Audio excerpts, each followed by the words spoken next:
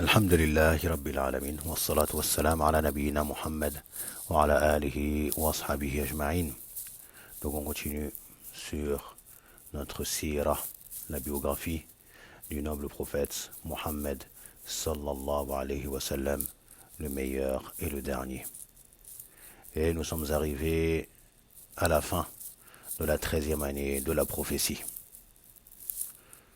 Alors que grand nombre des compagnons radiyallahu anhum ont quitté la ville de la Mecque pour se diriger vers ce nouveau pays, ce pays de la foi, où leurs frères et leurs sœurs de foi les attendent afin de les accueillir et de les soutenir. Il s'agit bien évidemment de la ville de Médine, appelée auparavant Yathrib. Et cela après que de nombreux Ansar sont venus, ces habitants parmi les tribus de Khazraj et de Haus qui sont venus, ils ont prêté allégeance au prophète sallallahu alayhi wa sallam, acceptant cet islam avec lequel il est venu, mais également s'engageant à le protéger, à le secourir et à l'accueillir dans leur pays. Et nous avons mentionné que le prophète sallallahu alayhi wa sallam a envoyé chez eux le noble compagnon Mus'ab ibn Umayr radiallahu anhu afin qu'il leur enseigne l'islam et qu'il prêche les gens afin que se répande cet islam dans cette nouvelle cité. Et cela a été accompli et Mus'ab est revenu à la ville de la Mecque. Donc l'auteur, rahimahullah ta'ala, qui n'est autre que le grand imam Ibn Kathir, rahimahullah ta'ala, qui nous dit qu'après le départ des musulmans en masse vers la ville de Médine, il ne restait dans la ville de la Mecque, parmi les musulmans, que le prophète sallallahu alayhi wa sallam, ainsi que sa famille, mais également Abu Bakr Siddiq radiallahu anhu, ainsi que sa famille, le compagnon Ali ibn Abi Talib radiallahu anhu, mais également certains des musulmans qui ont été retenus par les associateurs, les empêchant de faire la hijra. Et comme on le verra, certains d'entre eux réussiront à prendre la fuite. Alhamdulillahi Rabbil Alamin. Donc dans la Mecque, il ne reste que le prophète sallallahu alayhi wa sallam, Abu Bakr Siddiq et également Ali ibn Abi Talib, qui sont restés afin de servir le prophète sallallahu alayhi wa sallam et de s'acquitter de certains droits ou certaines tâches pour le prophète sallallahu alayhi wa sallam. Donc grand nombre de musulmans ont quitté la ville de la Mecque et Abu Bakr a également préparé ses bagages ainsi que des bagages et des provisions pour le prophète sallallahu alayhi wa sallam, attendant avec impatience que Allah azza wa jal donne autorisation à son messager sallallahu alayhi wa sallam de quitter cette ville de la Mecque.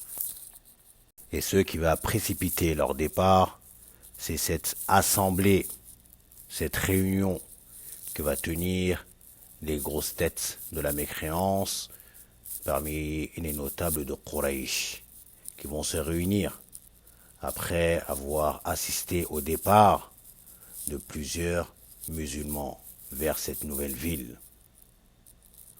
Et il faut y remédier avant que Mohammed ne puisse également quitter la ville de la Mecque et le rejoindre. Et par la suite, ils reviendront. Il faut qu'on évite cela. Donc ils se sont réunis et ils se sont fait plusieurs propositions.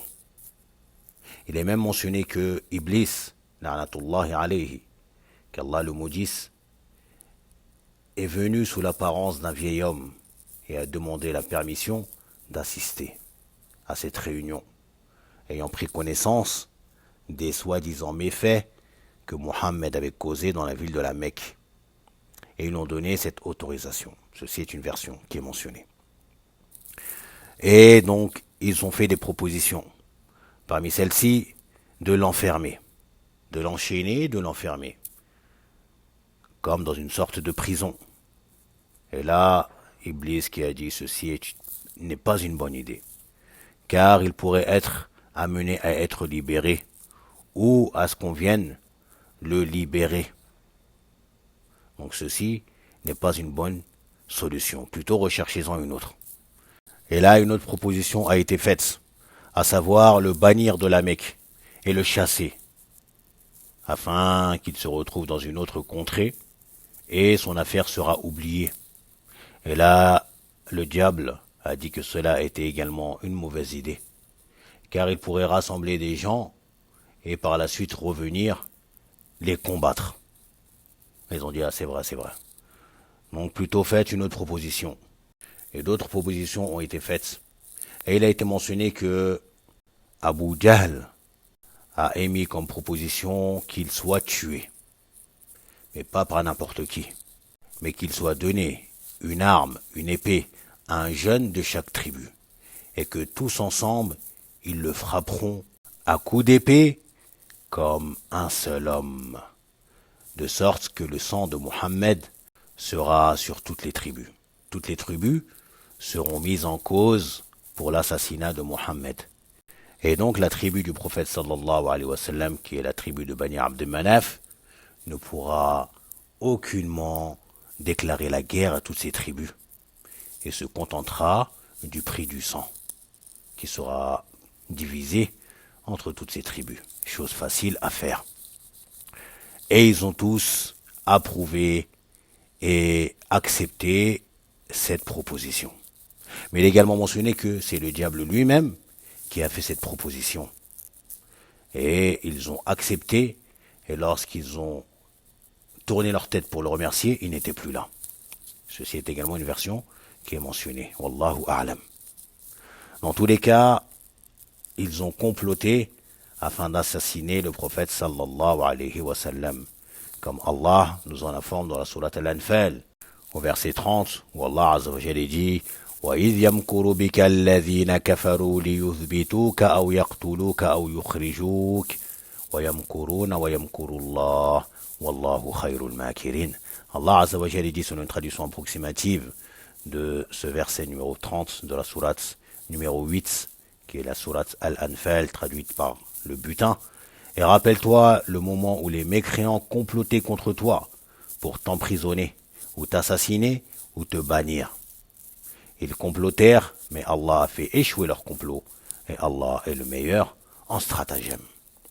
Donc une fois leur complot a été mis en place, ils ont donc choisi ces jeunes à qui ils ont remis des épées et qu'ils ont postés devant la porte de la maison du prophète sallallahu alayhi wa sallam. Il est mentionné que Abu Jahl lui-même également était présent. Et ils attendaient et ils guettaient la sortie du prophète sallallahu alayhi wa sallam afin de le tuer. Mais Allah subhanahu wa ta'ala a envoyé Jibril afin d'informer le prophète sallallahu alayhi wa sallam de ce complot maléfique qu'a émis les gens de Quraysh à son encontre.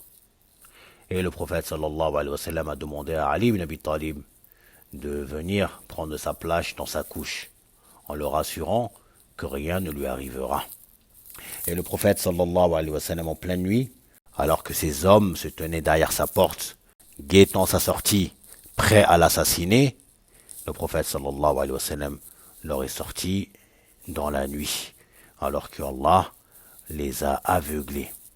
Il est sorti devant eux, et ils ne l'ont pas vu, ni entendu, ni senti sa présence. Il y a ce récit également qui est mentionné où le prophète sallallahu alayhi wa sallam a pris du sable et a mis cela sur leur tête, en mentionnant les versets de la sourate Yasin. Mais cette version est faible. Ce qui est à retenir, c'est qu'il est sorti le prophète sallallahu alayhi wa sallam, alors que eux étaient devant la porte de sa maison. Et il est passé devant eux. Et il est parti directement dans la maison de Abu Bakr as-Siddiq de manière discrète, en se faufilant dans les rues et en masquant son visage, comme il est venu dans certaines versions. Et il a toqué à la porte. Et Abu Bakr, qui a pris connaissance que c'était le prophète sallallahu alayhi wa sallam, lui a demandé si autorisation lui avait été accordée, et il a répondu que oui. Et comme on avait mentionné, Abu Bakr avait déjà préparé les provisions de cela. Le prophète sallallahu alayhi wa sallam et Abu Bakr sont sortis par une petite lucarne qui se trouvait à l'arrière de la maison de Abu Bakr de manière discrète. Et le prophète sallallahu alayhi wa sallam avait engagé les services d'un homme appelé Abdullah ibn Urayqit, qui était un associateur, qui était sur la religion de ces hommes qui veulent la peau du prophète sallallahu alayhi wa sallam. Mais le prophète sallallahu alayhi wa sallam lui a fait confiance. Et cet homme qui était connu pour être ce qu'on appelle les pisteurs, ceux qui connaissent très bien les pistes et les routes, afin qu'il puisse conduire le prophète sallallahu alayhi wa sallam et Abu Bakr as-Siddiq radiallahu anhu à Médine sans rencontrer le moindre problème et être rattrapés par les ennemis. Et ils lui ont remis leurs 2 montures qu'ils avaient pour faire leur voyage.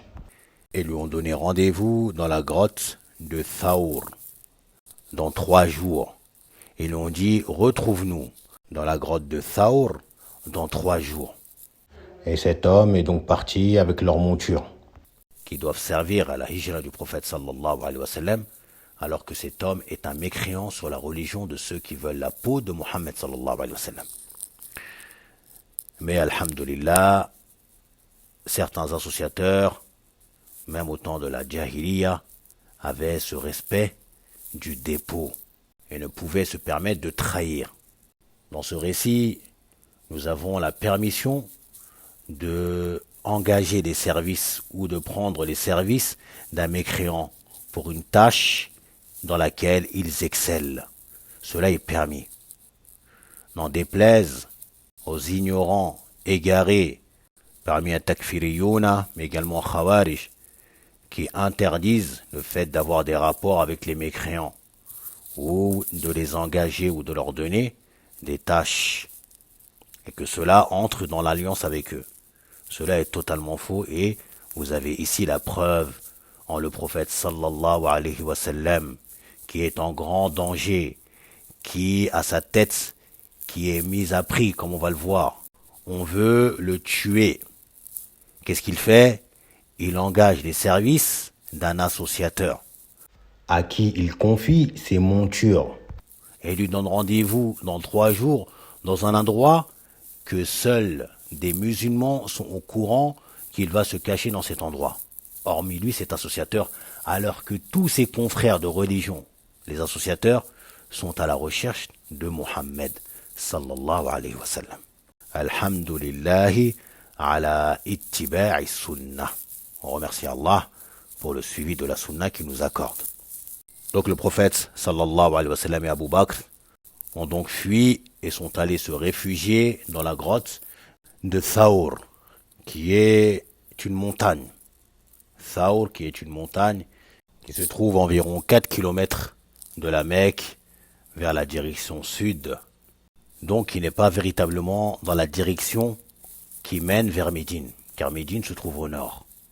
Et ceci est également un des moyens que le prophète sallallahu alayhi wa sallam, afin de brouiller les pistes de sa fuite. Tout comme il y avait ce noble compagnon Amir ibn Fuhayra, qui travaillait pour Abu Bakr Siddiq, radiallahu anhu, qui faisait paître les animaux.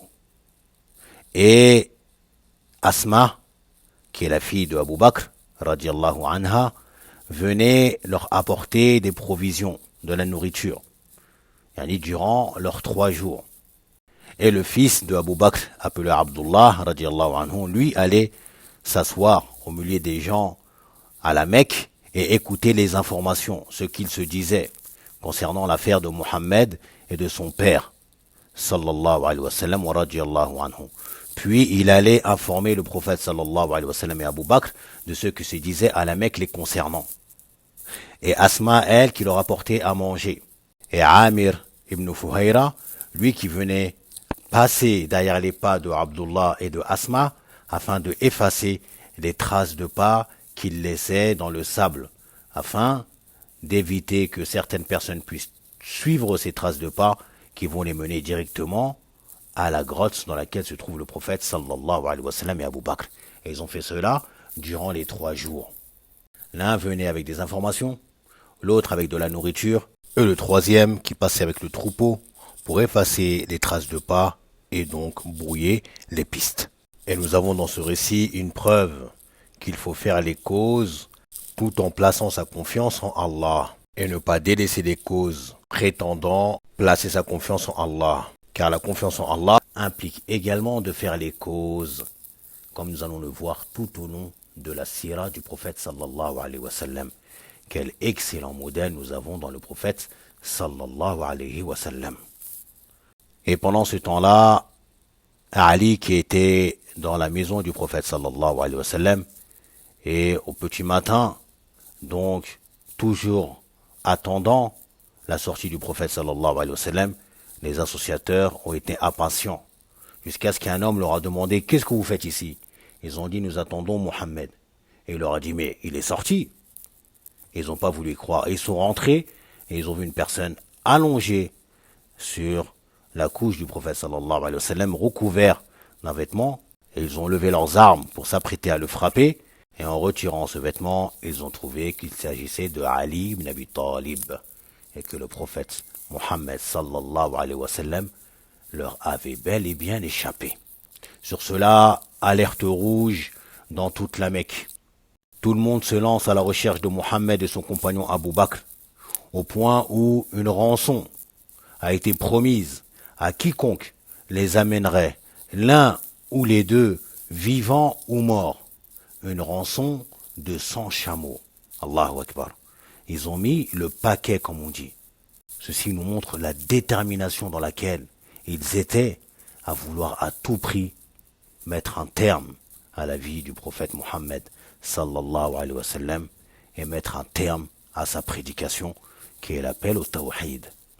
Mais comme Allah Azza wa Jal nous dit, yuriduna liyutfi'u nur Allah bi afwahihim wallahu mutimmu nurihi walau karihal kafirun.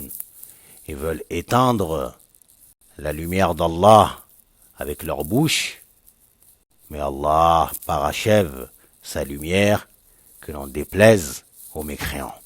Et dans ce qu'on a mentionné précédemment, nous avons un aperçu du courage et de la noble attitude de ces jeunes compagnons du prophète sallallahu alayhi wa sallam, à savoir Ali ibn Abi Talib, mais également Asma'u bintu Abi Bakr, et également Abdullah ibn Abi Bakr et Amiru ibn Fuhayra, radiyallahu anhum ajma'in. Donc comme on l'a mentionné, les recherches sont actives et les associateurs vont arriver jusqu'à la grotte de Thawr, à la recherche du prophète sallallahu alayhi wa sallam et Abu Bakr, au point où ils sont passés tout près de la porte, et leurs pieds sont même passés tout près du prophète sallallahu alayhi wa sallam, étant donné que le prophète sallallahu alayhi wa sallam et Abu Bakr qui étaient à l'intérieur de la grotte dans un niveau plus bas, et eux sur un niveau surélevé. Mais Allah Azza wa Jal leur a voilé l'entrée de la grotte. Donc ils n'ont pas vu l'entrée de la grotte, sinon ils seraient entrés et seraient tombés sur le prophète sallallahu alayhi wa sallam et Abu Bakr. Il est mentionné qu'Abu Bakr a eu tellement peur qu'il s'est mis à pleurer lorsqu'il a vu les associateurs passer tout près de la porte de la grotte, tout près de eux. Et il a dit « Ya Rasulallah, si l'un d'entre eux regardait au niveau de ses pieds, eh bien il nous verrait. » Et là, le prophète sallallahu alayhi wa sallam lui a dit cette parole immense. Il lui a dit pour le consoler, « Oh Abu Bakr, que penses-tu de deux et Allah est le troisième ?» C'est ce que nous relate Allah Azza wa Jal dans la sourate At-Tawbah, verset 40, lorsqu'il nous dit « Si vous ne lui portez pas secours, Allah l'a déjà secouru. » Lorsque les mécréants qui l'avaient chassé, deuxième de deux, quand ils étaient dans la grotte et qu'il a dit à son compagnon, « Ne t'afflige pas, car Allah est avec nous. » Concernant le récit qu'une araignée serait venue et aurait tissé une toile à l'entrée de la grotte, et deux pigeons également sont venus et ont posé leur nid, ce qui a fait croire et penser aux associateurs qu'il n'est pas possible qu'ils soient entrés dans cette grotte, étant donné qu'il y a une toile d'araignée et qu'il y a deux nids ainsi que deux pigeons, sinon tout ceci n'aurait pas pu être posé à cet endroit-là. Eh bien, ce récit est faux. Ce récit repose sur rien. Aucune chaîne de transmission authentique ou solide, Même plus, certains savants comme le Cheikh Al-Uthaymin, rahimahullah ta'ala, il nous dit que ce récit est mensonger. Plutôt Allah Azza wa Jal a sauvé et protégé son messager Muhammad sallallahu alayhi wa sallam, comme il le dit lui-même dans le verset فَأَنزَلَ اللَّهُ سَكِينَتَهُ عَلَيْهِ وَأَيَّدَهُ بِجُنُودٍ لَمْ تَرَوْهَا. Allah Azza wa Jal dit sur notre traduction approximative de la suite du verset 40 que nous venons de lire. Alors Allah fit descendre sur lui la sérénité, as-sakina, et il l'a soutenu d'une armée que vous ne voyez pas. Donc dans ce verset, on a la preuve que ce récit de l'araignée et du pigeon ne repose sur rien. Plutôt Allah, comme il le dit, il l'a aidé par une armée que vous ne voyez pas. Wallahu ta'ala a'lam. Donc après 3 jours passés dans la grotte, cet homme, Abdullah ibn Urayqit, est venu au rendez-vous comme promis 3 jours après que les recherches ont diminué. Concernant Abdullah ibn Urayqit, cet associateur qui était connu comme un pisteur, quelqu'un qui connaît bien les routes, eh bien, nous n'avons aucune information concernant est-ce qu'il s'est converti par la suite ou non. Aucune information nous est parvenue le concernant, si ce n'est qu'il a mené et conduit le prophète sallallahu alayhi wa sallam et Abu Bakr jusqu'à la ville de Médine, comme il était convenu entre eux, puis après, plus d'informations le concernant. Wallahu a'lam. Mais il est venu au rendez-vous au niveau de la grotte avec leurs 2 montures. Et lui avait sa propre monture. Donc le prophète sallallahu alayhi wa sallam est monté sur une de leurs montures et Abu Bakr as-Siddiq a pris la deuxième et il a monté derrière lui le noble compagnon Amir ibn Fuhayra radiyallahu anhu. Amir ibn Fuhayra, comme on l'a mentionné, qui travaillait au service de Abu Bakr as-Siddiq, qui faisait paître les animaux pour lui, et il va participer par la suite à la bataille de Badr, mais également à la bataille de Uhud, et il mourra lors de l'expédition de Birru al-Ma'ouna radiyallahu anhu avec un groupe de compagnons qu'Allah se satisfait d'eux. Et ils ont pris la route pour Médine. Et comme on l'avait mentionné, les associateurs de Quraysh avaient lancé un appel avec une rançon pour quiconque apporterait Mohammed ou Abu Bakr, qu'ils soient vivants ou morts. Une rançon de 100 chameaux. Et on a ce récit que durant leur hijra, ils sont passés par la tribu de Moutlij. Moutlij, qui avait un de leurs chefs qui s'appelait Suraqatu ibn Malik, qui est alors assis avec un groupe de sa tribu. Un homme est venu et a dit: j'ai vu un groupe d'hommes sur des montures qui s'en vont vers telle direction. Et tout de suite, il a eu ce déclic. Ayant eu l'information que Mohammed et son compagnon Abu Bakr ont pris la fuite de la Mecque et qu'ils sont recherchés, et qu'il y a cette rançon de 100 chameaux pour quiconque apporterait l'un ou les 2, vivants ou morts. Eh bien, tout de suite, il a eu ce déclic, en se disant, c'est forcément eux. Mais il a voulu brouiller les pistes. Lorsque la personne a dit cela devant ses compagnons, il a dit: mais non, tu te trompes. C'est un tel et un tel. On les a vus tout à l'heure, ils nous ont fait leur au revoir en nous disant qu'ils partaient. Ce n'est pas ce que tu penses être.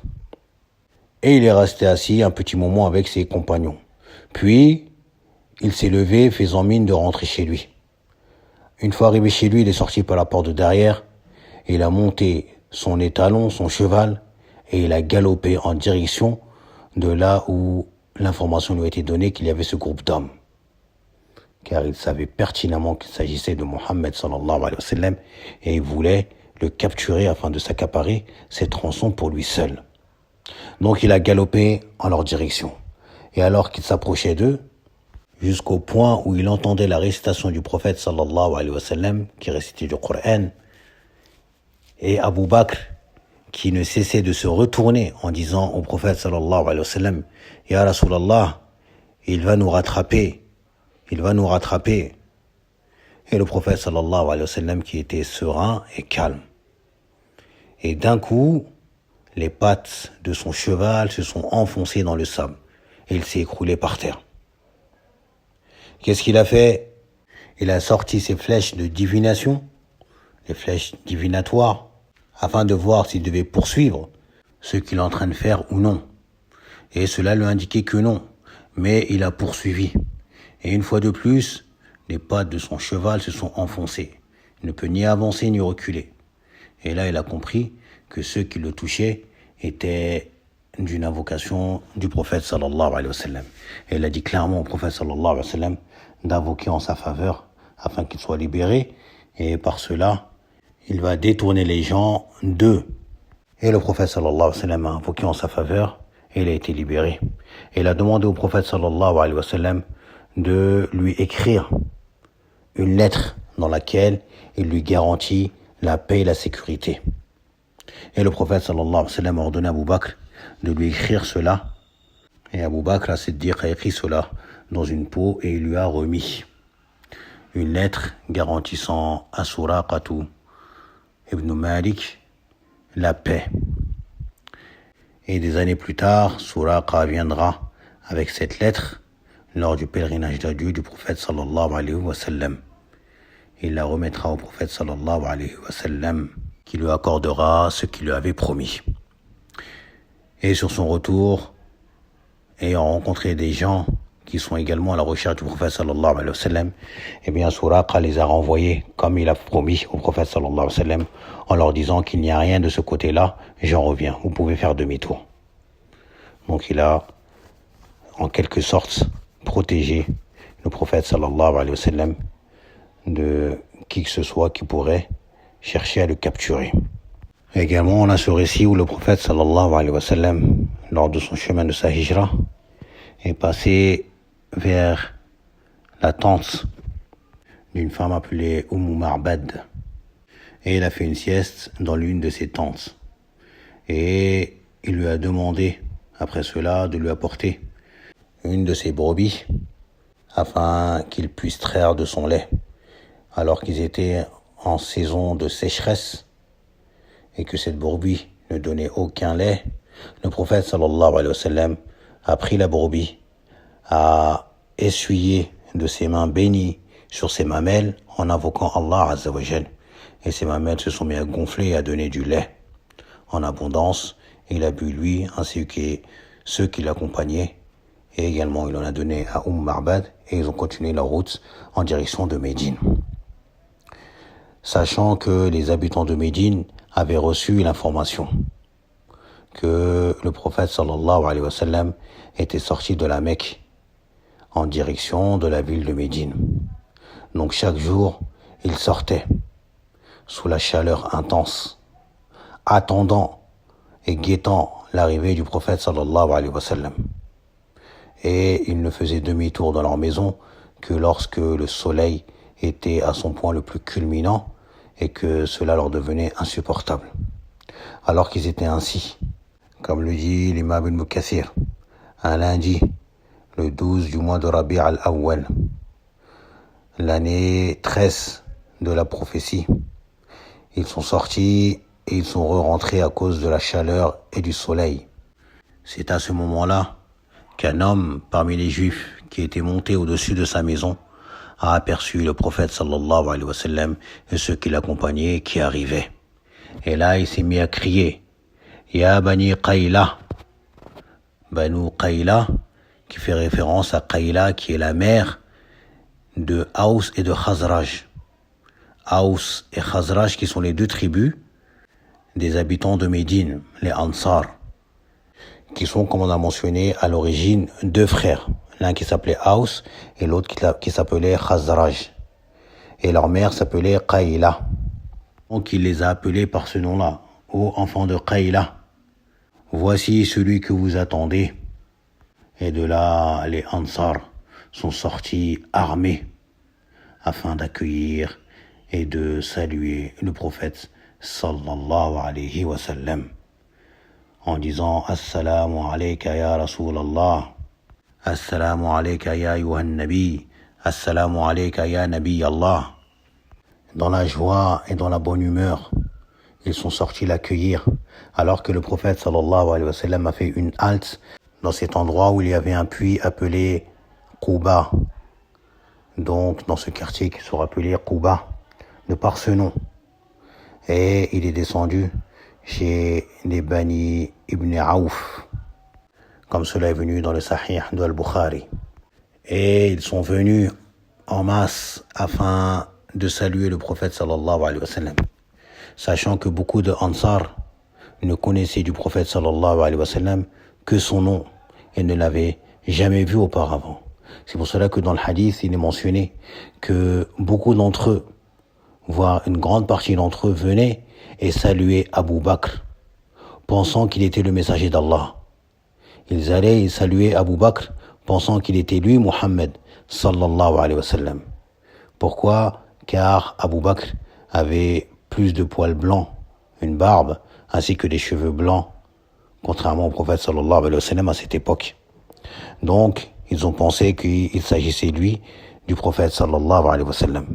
Il est mentionné jusqu'à ce que, à un moment, Abu Bakr a remarqué que le soleil gênait le prophète sallallahu alayhi wa sallam, et il a retiré son manteau pour aller vers le prophète sallallahu alayhi wa sallam et lui faire de l'ombre. Et de là, ils ont compris qu'en fait, celui-ci n'était pas le prophète sallallahu alayhi wa sallam, mais le prophète sallallahu alayhi wa sallam était celui qui était assis sous l'ombre du manteau de Abu Bakr, radiallahu anhu. Et le prophète sallallahu alayhi wa sallam est resté dans ce quartier de Médine, appelé Quba, plusieurs jours. Il est mentionné près de 15 jours. Et là-bas, ils ont construit la première mosquée en islam, la mosquée de Quba, qui est la première mosquée qui fut construite sous l'avènement du prophète sallallahu alayhi wa sallam.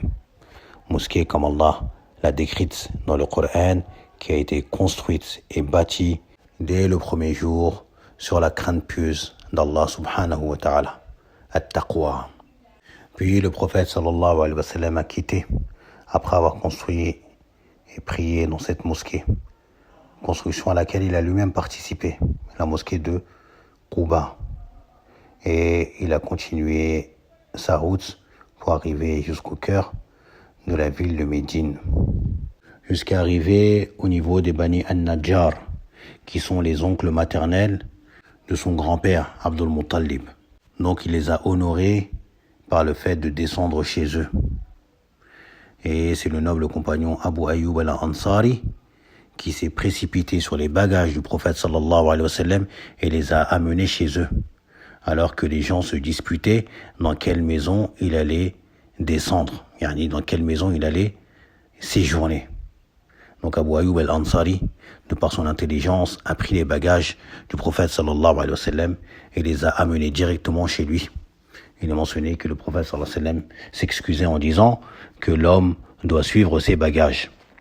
Et il a été amené dans la maison de ce noble compagnon Abu Ayyub al-Ansari, jusqu'à arriver à l'endroit où la mosquée, sa propre mosquée, devra être construite. Et il est mentionné que ce terrain appartenait à 2 orphelins que le prophète sallallahu alayhi wa sallam a fait demander et a commencé à négocier avec eux dans l'achat de ce terrain sur lequel il allait construire sa mosquée ainsi que les appartements de ses épouses. Et là, les 2 orphelins ont voulu lui offrir gracieusement ce terrain en disant « Ya Rasulallah, nous te l'offrons plutôt, on te l'offre ». Et sur ce terrain, ils ont fait construire la mosquée du prophète sallallahu alayhi wa sallam et ainsi que les appartements de ses épouses, radiyallahu anhunna. Construction également à laquelle le prophète sallallahu alayhi wa sallam a participé, où il transportait les briques en disant, en invoquant Allah azza wa jal, oh Allah, il n'y a pas de véritable vie si ce n'est la vie de l'au-delà. Pardonne aux Ansar et aux Muhajirin. Il répétait cela en transportant les briques sur son dos et il les apportait à ceux qui construisaient la mosquée ainsi que les appartements. Sallallahu alayhi wa sallam. Ce qui nous montre son énorme modestie. Chose qu'on va voir tout au long de sa biographie. Sallallahu alayhi wa sallam. Comme on l'a vu juste avant, eh bien les gens viennent saluer Abu Bakr, ne pensant être le prophète sallallahu alayhi wa sallam. Est-ce que vous pensez que le prophète sallallahu alayhi wa sallam a levé les mains en haut en disant « Oh, je suis là, c'est moi, le prophète ?» Non, il a laissé.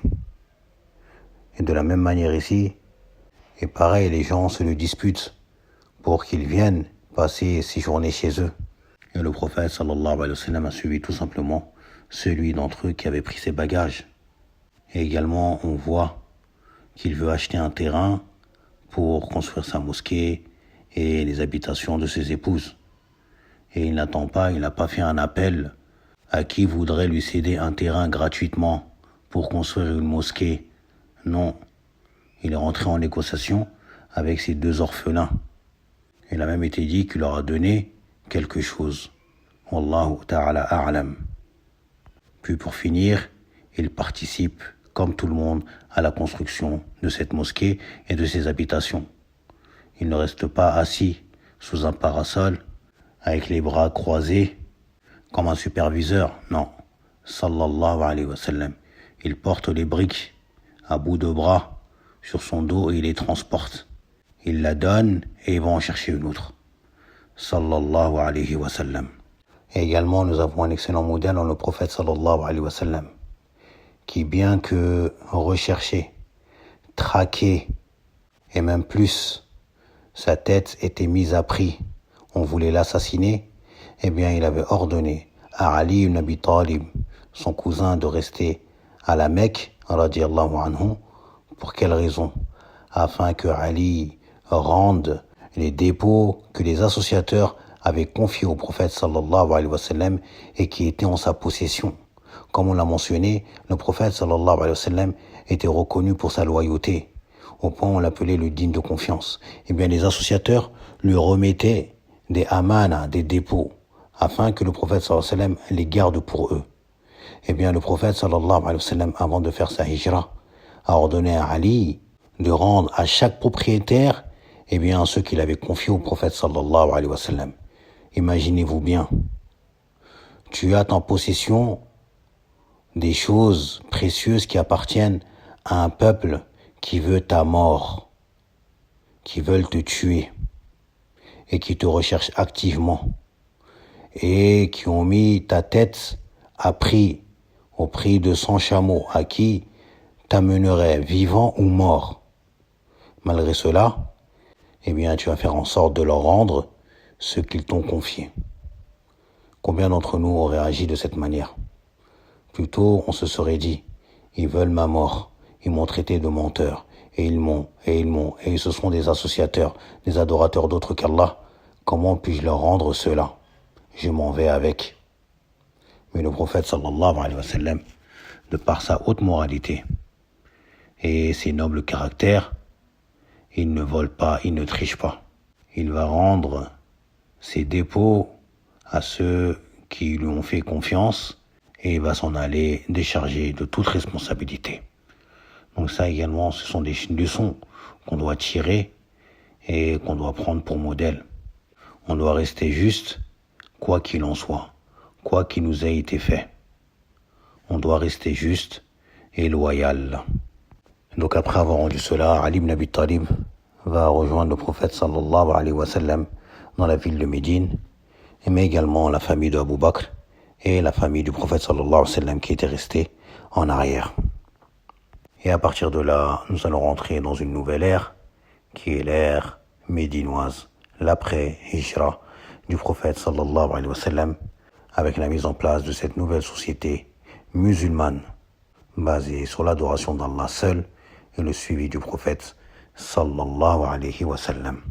Donc à partir de maintenant, nous sommes dans la première année de l'hégire, et c'est de cette manière que nous allons compter. On demande à Allah Azza wa Jal qu'il nous accorde une science profitable et qu'il nous fasse mettre cette science en pratique. سبحانك اللهم وبحمدك واشهد ان لا اله الا انت واستغفرك واتوب اليك بارك الله فيكم